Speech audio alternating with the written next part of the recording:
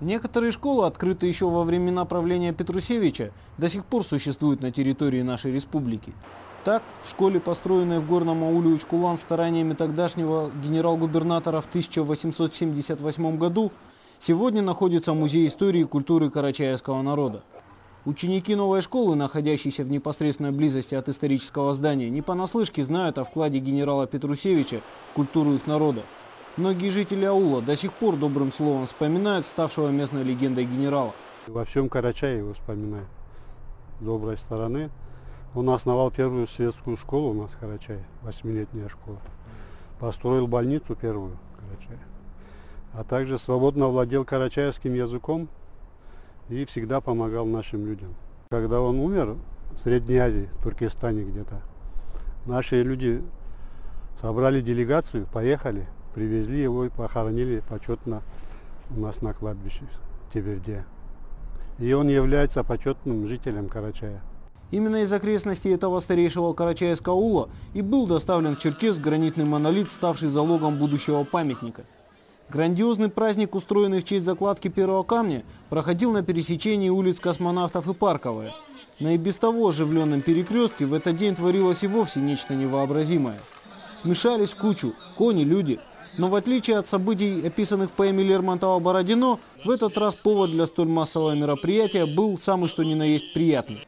На празднике присутствовали представители практически всех национальностей и культур, проживающих в нашей республике. Но более всего, среди множества участников мероприятия, выделялись люди, одетые в яркие казачьи и горские одежды. И вот на площадь, центр событий, на старинном фаэтоне со свитой прибывает легендарный генерал-майор. Спасибо вам, дорогие мои, спасибо.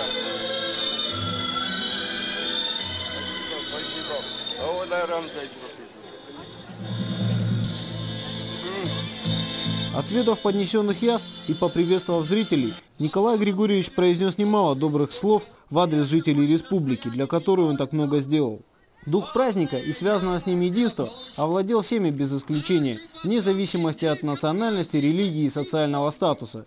Даже заместитель руководителя администрации президента республики прибыл на праздник в наряде, аутентичном эпохи правления Петрусевича. Нет ничего лучше мудрости народной, когда холодна, одежда теплая, когда трудно вместе объединяются, и только вместе люди, когда начинают, не забывают свою национальность, но точно так же любят всех других. Только в этом мудрость народная, они объединяются и живут дружно, тогда будет благо.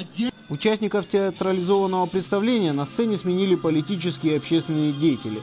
Борис Ибзеев в своем выступлении отметил, что тот пример, который генерал Петрусевич подал своими благими делами, не мешало бы взять на вооружение и нынешним политическим деятелям.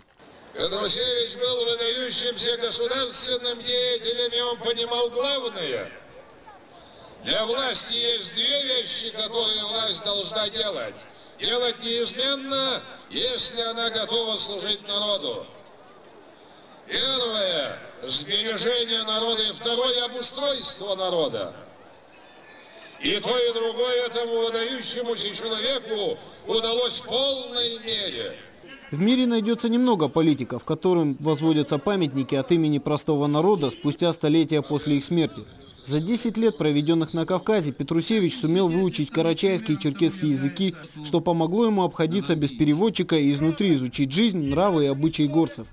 Именно Петрусевич занялся проведением в жизнь крестьянской реформы, отменяющей крепостное право, выхлопотал денежные пособия для беднейших крестьян, добился того, чтобы освобожденным крестьянам выделили земли для поселения. При его участии были образованы новые карачаевские аулы Мара и Джагута. Представители двух народов, языки которых стали в последние 10 лет жизни для генерала Петрусевича практически родными, имели честь торжественно открыть памятник.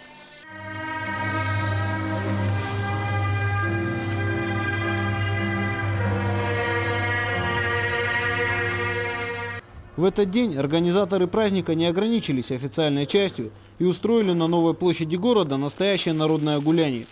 На ярмарке жители города и гости столицы смогли отдохнуть и душой, и телом. Одним по нраву пришли конные прогулки, других заинтересовали выступления популярных музыкальных коллективов. И хлеб, и зрелища присутствовали в широком ассортименте.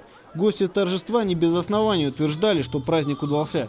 Объединение народа, мнение каждый человек высказывает свое.